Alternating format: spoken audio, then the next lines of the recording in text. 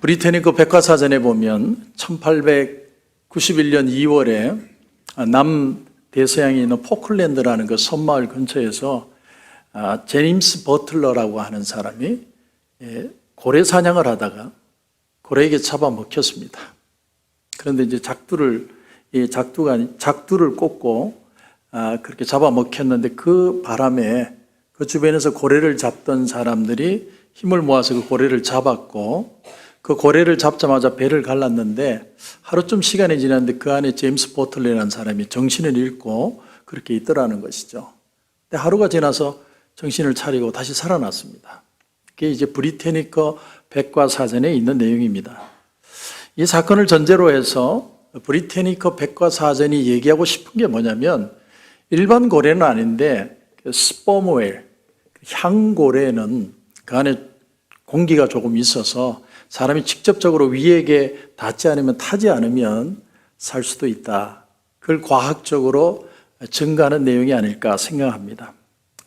아마 이 얘기를 근거로 제임스 버틀러라는 사람이 하루 동안 살아있었기 때문에 요나가 3일을 살아있는 것도 가능하지 않을까라는 것이 과학적으로 내놓는 견해입니다. 하지만 저는 여기서 이 기적이라는 부분을 어떤 현상으로 기적이라고 말하고 싶은 게 아니라 aspect, 관점이 변화되는 것이 기적이라는 걸 말씀드리고 싶은 거예요. 왜냐하면 앞장인 1장에 보면 여호와께서 이미 큰 물고기를 예비하사 요나를 삼키게 하셨다. 그런가 하면 오늘 10절에 보면 여호와께서 그 물고기에게 말씀하시며 요나를 육지에 토하니라. 이게 제일 중요한 단어는 뭐냐면 여호와께서. 요나는 4장밖에 안 되지만 계속 뭘 포인트 하느냐면 여호와께서 하셨다, 이 내용이에요. 여러분, 우리가 일반적으로 기적이라고 할 때는 기적은 어떤 의미입니까? 도저히 일어날 수 없는 일인데 자연현상에 역행해서 일어나는 걸 우리는 기적이라고 표현을 하죠.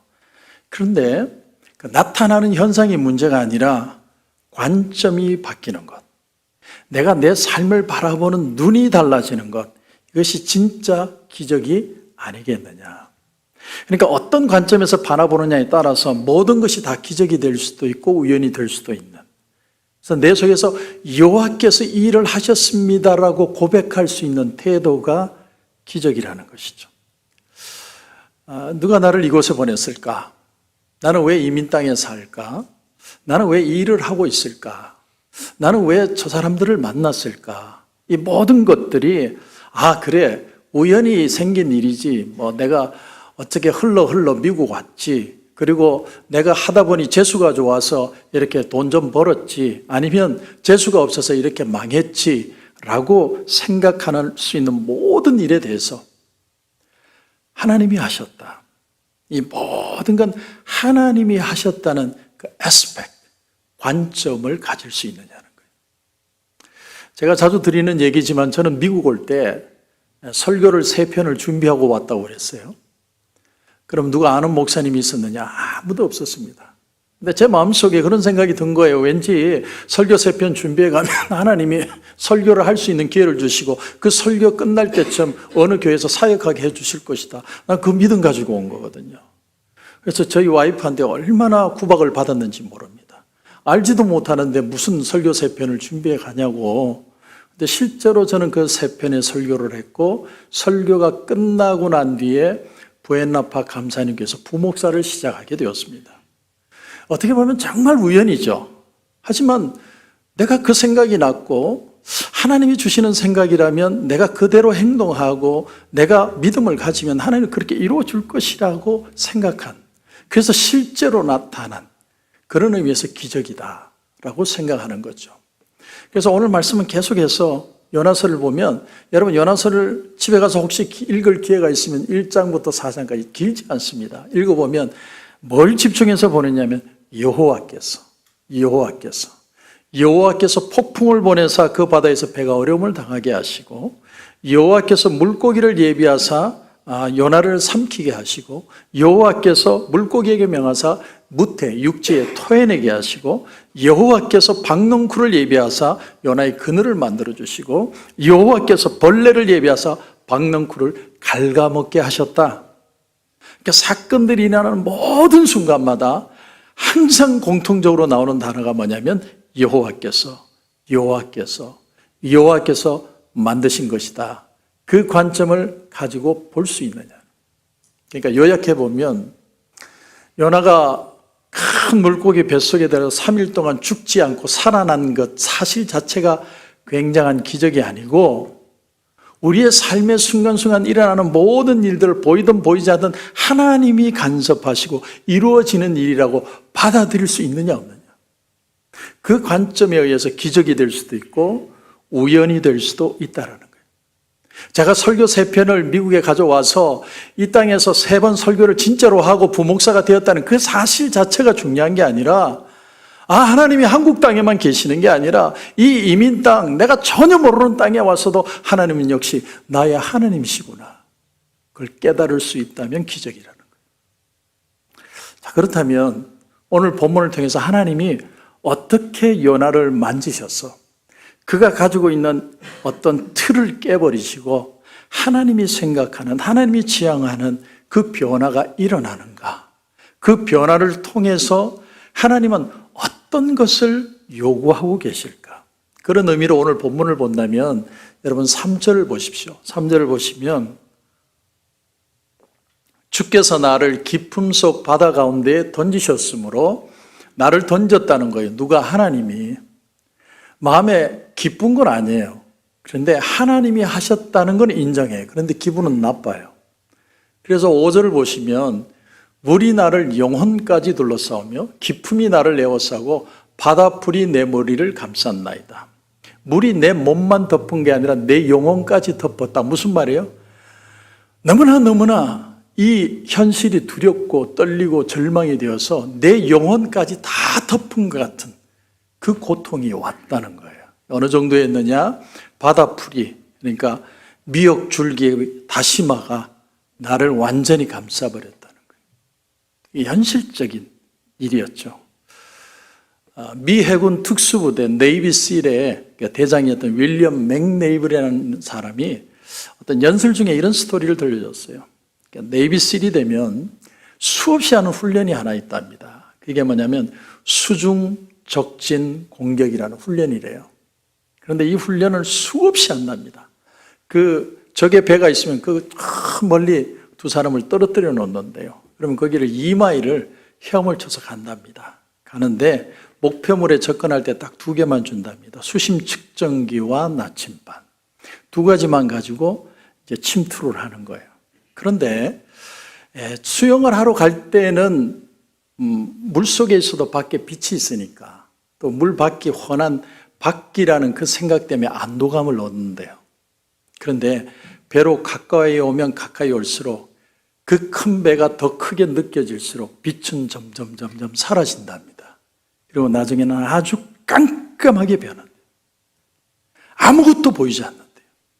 그런데 그런 상황에서 배 밑으로 잠수를 해서 배의 가장 중심부, 가장 밑바닥에 있는 용골을 찾아내는 게 그들의 임무예요.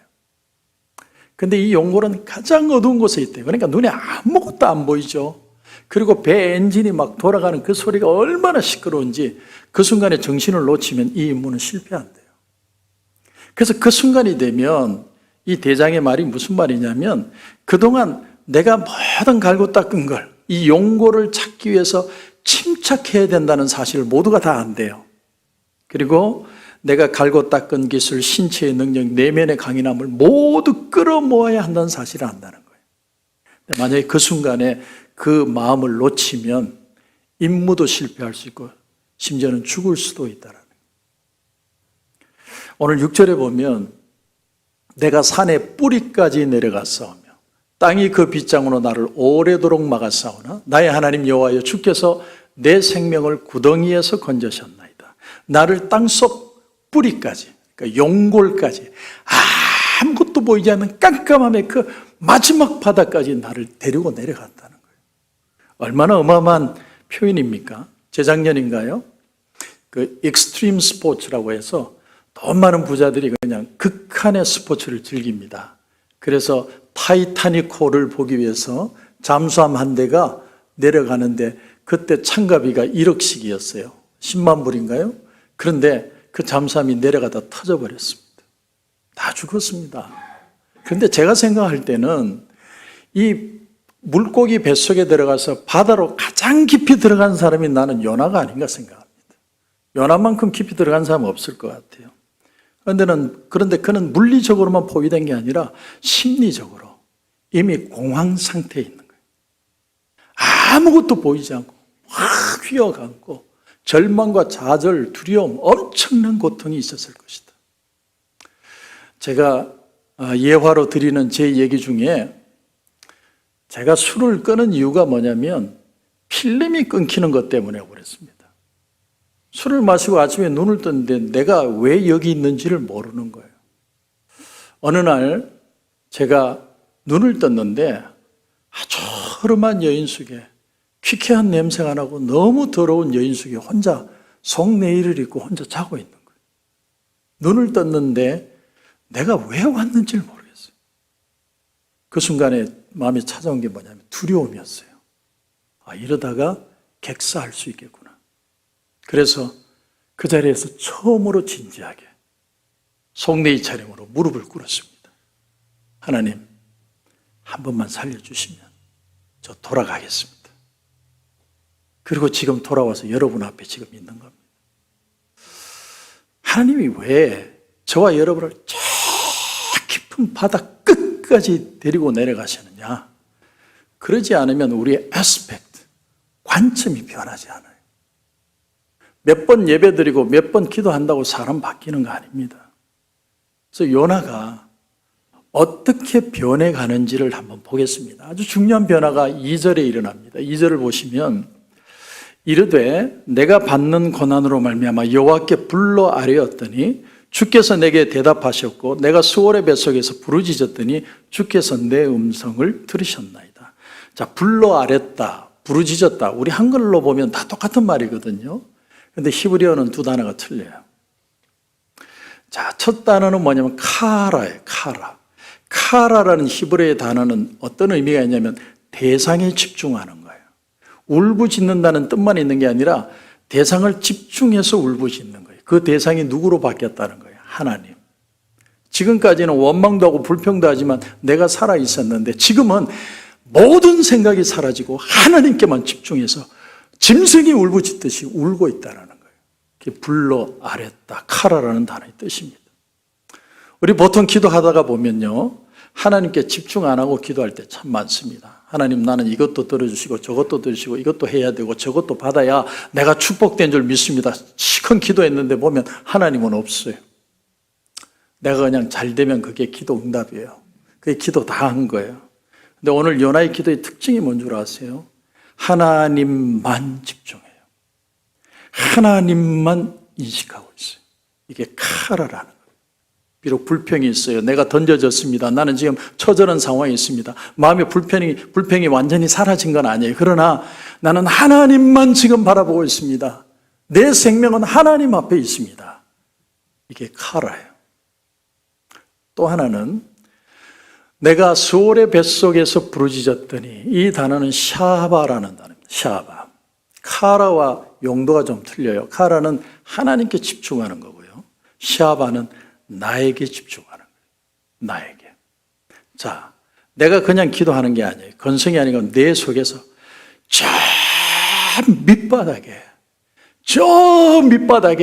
절대로 꺼내놓고 싶지 않은 내 부끄러운 게 있어요. 절대로 부서지고 싶지 않은 내 이 고집이 있어요. 여러분 그런 거 있죠? 참 하나님 앞에 기도를 하지만 하나님 이것도 들으시고 저것도 들으시고 내가 회개합니다. 하나님 앞에 살아갑니다. 그런데도 절대로 저 속에 있는 저거는 건드리지 마세요. 그건 내 거예요. 샤바는요, 그게 깨지는 거예요. 언제 이 일이 일어납니까? 고난의 가장 밑바닥에 갔을 때, 죽음의 바로 직전에 있을 때, 그때야 깨졌습니다. 그때 가슴 깊은 눈물로 그 부끄러움을 하나님 앞에 호소하며 기도했다는 그게 샤바예요. 내가 절대로 버리고 싶지 않은 거. 여러분, 이 사실이 왜 중요한지 아세요? 여러분 한번 들어보십시오. 마귀는 아주 어려운 상황, 나쁜 상황에 처했을 때 기도할 수 없다고 우리에게 생각하도록 만들어요. 내가 아무리 기도해도 하나님 나 들어주시지 않아. 내가 이렇게 기도해봤자 나는 이래 살다가 이렇게 죽을 거야. 그래서 우리는 어떻게 생각하냐면 좀 좋은 환경에 좀 좋은 마음에서 하나님 앞에 기도해야 하나님 응답한다고 생각해요. 좋은 예배당에 와가지고 그래도 내 가슴이 뜨겁고 하나님을 향해 간절한 마음이 있을 때 그 기도를 드릴 때 하나님이 내 기도 응답하실 거야 이렇게 생각해요. 그런데 내 절망 끝자락에 있을 때, 죽음의 지척에 있을 때, 이혼 서류에 사인을 하기 직전에 내 자식을 지금 포기하고 싶은 바로 그 순간에 그때야 진짜 눈물이 나와요. 진짜 기도가 나와요. 그게 샤바예요. 오늘의 교회 김중원 목사님, 하신주 선교사님 두 분이 적은 그래도 괜찮아라는 책이 있습니다. 자녀 교육에 관한 책인데 자녀 교육을 위해서 이제 책을 적다가 하신주 선교사님이 자기가 자기 자식 때문에 겪었던 마음을 간증으로 적었어요. 큰아들이 방황하던 모습을 가지고 적었습니다. 선교사님이 선교지로 갔는데 선교사야. 선교지 가서 내가 사역 때문에 내가 헌신한다지만 자식이 무슨 죄가 있어요.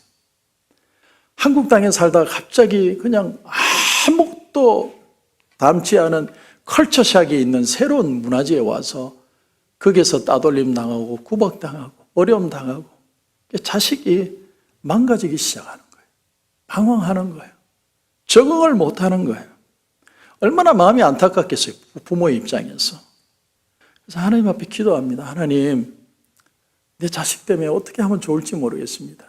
근데 하나님이 이런 답을 주시더래요.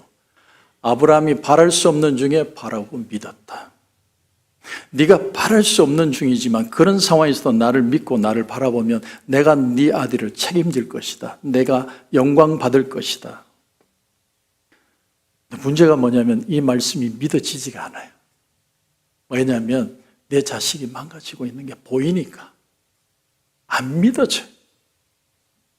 분명히 하나님 바랄 수 없는 중에 바라고 믿고 하면 내가 책임질 거라고 눈앞에 아들이 있지만 그렇게 믿으면 된다고 하는데 계속 아들은 망가지고 깨어지고 무너지는 모습을 보니까 너무너무 불안한 거예요. 나중에는 마음이 두려워지기 시작했습니다. 이러다가 내 아들 진짜 망가지는 거 아니야? 완전히 정말 폐인되는 거 아니야? 막 칼을 들고 내가 자살하겠다고 막 외칠 때는 막 미칠 지경이에요. 어느 날 하나님께 나가서 하나님 제발 우리 아들 살려주세요. 제발 우리 아들 살려주세요. 기도하는데 하나님이 말씀을 하시기를 네 아들이 안 변하는 건 네 마음의 두려움 때문이다. 너 나 신뢰 안 하잖아. 이 말씀 앞에서 두렵고 막 떨고 있는 자기 자신이 보이더라는 거예요. 왜 두려움이 있는가? 하나님의 말씀이 믿어지지 않는 거예요. 왜? 자식이 막 망가지고 있는 게 보이니까. 그리고 사단이 계속 마음을 공격하는 거예요. 네 아들 잘못될 거야. 네 아들 망가질 거야. 그렇게 폐인될 거야. 그러다가 죽을지도 몰라. 근데 하나님의 말씀보다 이 거짓말이 더 믿어지는 거 있죠.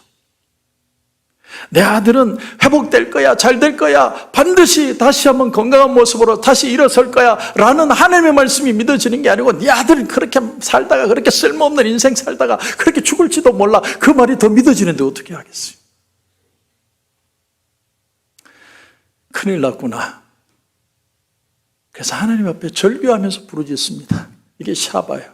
내 가슴 깊은 곳에 깨지지 않는 그게 다 깨지면서 하나님 앞에 기도하는 하나님 맞아요. 나는 믿지 않았어요. 나 하나님을 못 믿었어요. 왜? 자식이 망가지는 걸 보니까 하나님을 믿을 수가 없어요. 처절하게 울면서 기도를 한 겁니다. 근데 하나님이 하신주 선교사님에게 이렇게 응답이 오더랍니다. 사단을 완전히 무시해버려. 아니 어떻게 사단을 무시하라는 말인가? 사단아 그래 한번 내 아들 한번 건드려봐. 뭐 페인을 만들어봐. 죽이려고 해봐. 너는 못할 거야. 왜? 하나님이 다 책임지거든. 나사렛 예수 그리스도 이름으로 명하노니 두려움의 영은 묶음을 놓고 떨어갈지어다. 막 그렇게 하면 반드시 승리할 것이다 라고 생각이 되는데 그걸 못하겠어요. 왜? 내 자식은 사단아 네가 한번 페인 만들어봐. 망가지게 만들어봐. 그렇게 해봐. 그럼 진짜로 그럴 것 같아. 진짜로 그럴 것 같아. 그래서 그 말을 못하겠어요. 도저히 못하겠어요. 그래서 나는 하나님을 믿는데 내가 왜 이렇게 마음이 두려운가? 그러다가 믿음의 결단을 했어요. 정말 용단했어요. 정말 각오하고 선포합니다. 하나님의 말씀에 순종했어요. 사단은 네 마음대로 해봐. 내 아들 마음대로 해봐. 한번 페인 만들어봐. 한번 망가지게 해봐. 하나님이 가만두시지 않을까요? 하나님이 붙들어 주실 거야. 진짜로 선포를 했어요. 선포를 했더니 제일 먼저 일어나는 일이 내 마음에 두려움이 깨지더래요.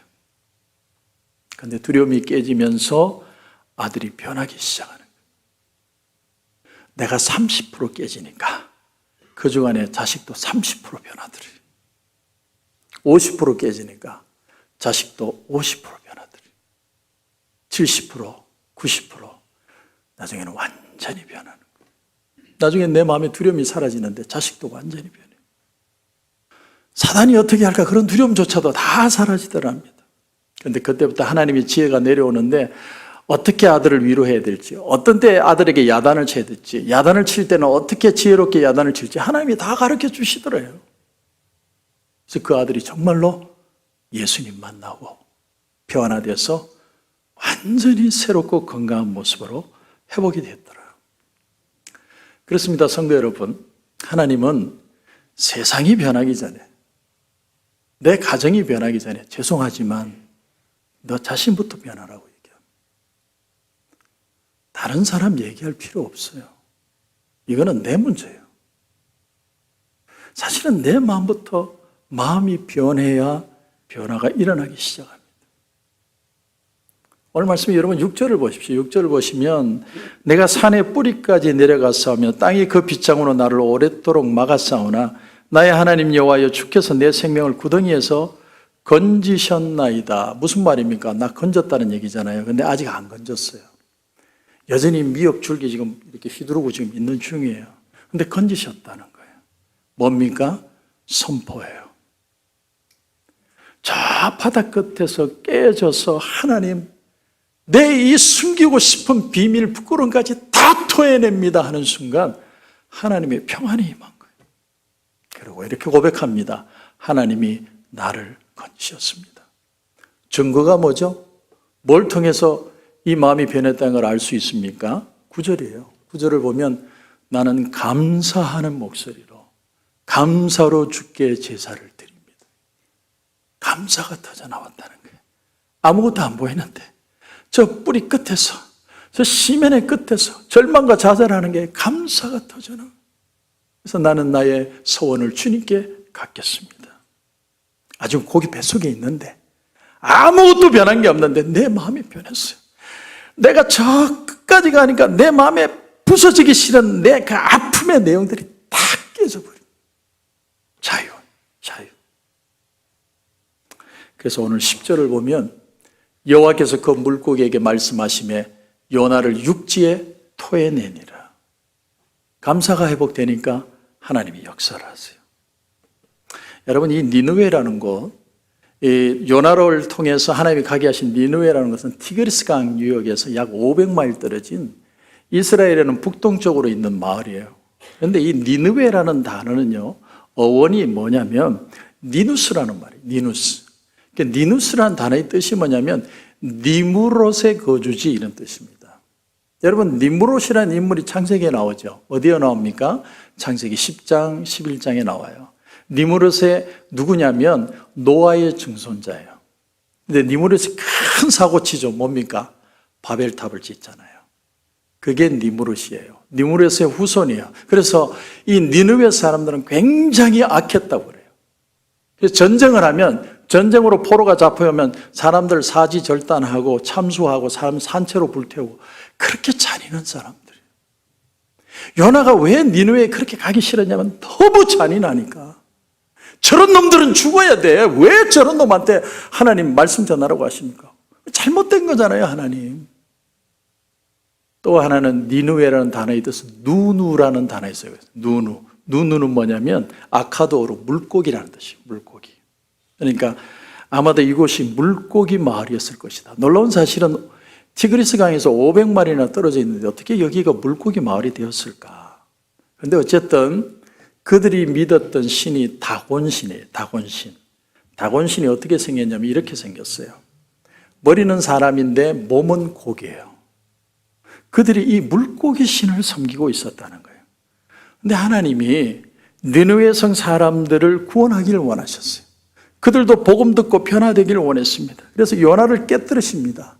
벼락 맞아 죽을 인간들이 아니라 저들도 하나님 품으로 돌아야 할 사람들이라는 걸 요나를 통해 깨닫기를 원하셨어요. 요나가 깨지지 않아요. 그래서 저 바닥 끝까지 가서 마지막 바닥에서 깨어져서 변화시켜서 그들에게 복음을 전하도록. 여러분 한번 상상해 보십시오. 요나가 저 물고기 뱃속에 들어가서 위액을 뒤집어 써가지고 이렇게 된 모습으로 유령같이 해가지고 그 무태 드러나서 니네 땅을 돌아다니면서 내가 물고기 뱃속에 있었는데 하나님이 나를 건져내셨습니다. 그 얘기를 니느웨 성 사람들이 들었다고 생각해 보십시오. 기절초풍할 일입니다. 왜냐하면 이 사람들은 다곤신을 믿는 사람들이에요. 물고기 신을 믿는데 물고기 뱃속에 들어간 요나가 죽지 않고 살았다. 하나님의 능력으로 그렇게 됐다. 왕으로부터 짐승까지 전부 금식하고 회개하는 역사가 일어날 수밖에 없는 하나님을 경외하는 역사가 일어나게 된 겁니다. 말씀을 정리합니다. 하나님은 여러분을 해치려고 그러는 게 아니에요. 여러분에게 고난이 올 때 여러분을 해코지 하려고 그러는 게 아니에요. 그 고난에 들어가 보면 죄송하지만 깨지지 않는 데가 있어요. 그건 나만 알아. 다른 사람은 몰라요. 그거 안 깨져서 그래요. 깨질 때까지 하나님 기다렸어요. 근데 그게 깨지면 그때야 은혜가 임하고 평안이 찾아오고 감사가 터져나옵니다. 사랑하는 성도 여러분, 이제 고난주간이 다가오는데 예수님은 저 죽음의 시면까지 내려가셨어요. 음부까지 내려가셨다고 베드로전서 3장에 얘기합니다. 왜 내려가셨어요? 우리의 고통을 같이 경험하고 그 죽음에서 부활하셔서 우리를 살려내시기 위해서. 여러분이 어떤 문제가 있고 어떤 아픔이 있고 어떤 고통이 있어도 예수 그리스도의 보혈의 피만 믿으면 여러분은 살아날 수 있어요. 새로워질 수 있어요. 회복될 수 있습니다. 그러면 여러분에게 평안이 임하고 그 평안이 감사로 바뀌고 감사가 바뀌어서 사명이 되는 역사가 일어나게 되는 겁니다. 저는 그런 삶이 저와 여러분 가운데 넘칠 수 있기를 주님의 이름으로 축원합니다.